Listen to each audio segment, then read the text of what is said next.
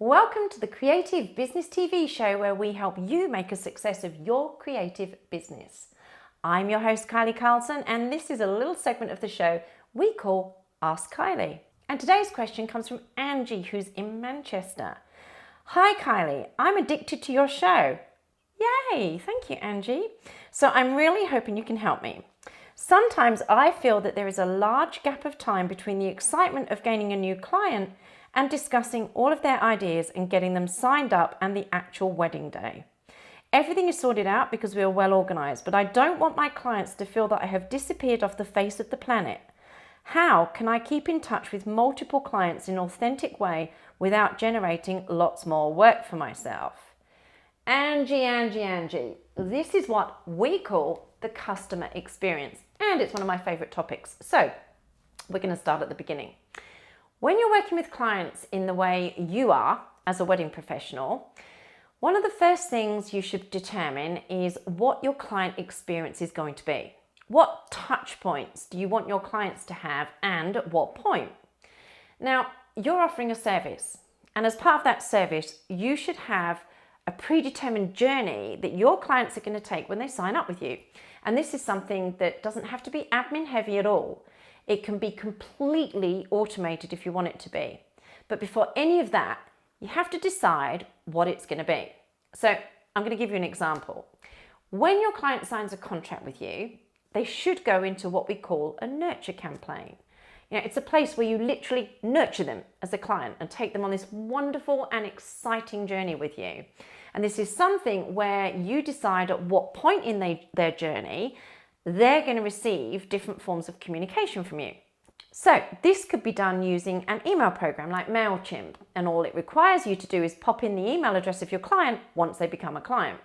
So you might decide that a month after they've signed the contract with you, you send them a personalized but automated email that maybe gives them a little freebie from you, something like a worksheet or a timeline of what needs to be done when.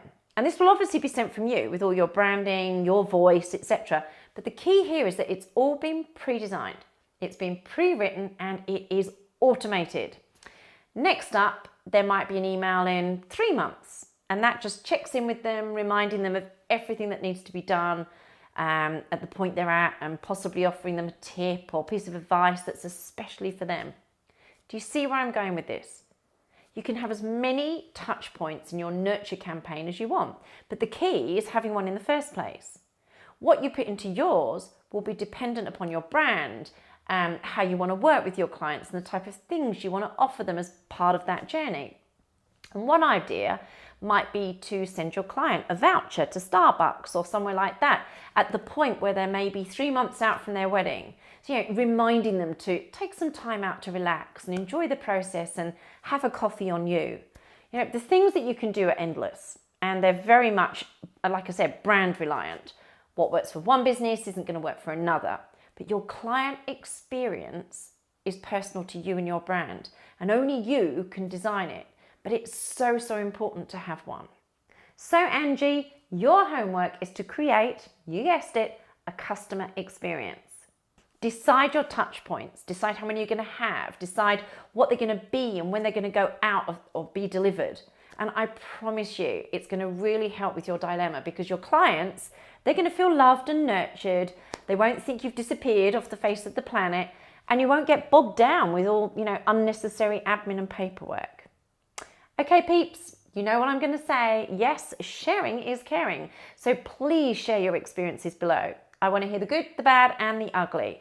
Do you have a customer experience strategy? Or have you got a better idea? Leave your comments below. That way we can share it with our wonderful community of creative entrepreneurs. That's all I have time for today. I hope you enjoyed yet another edition of Ask Kylie, and you'll join me next week when we answer more of your creative business questions.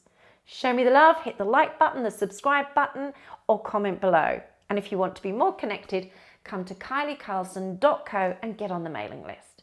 Thanks for watching, and I'll see you next week.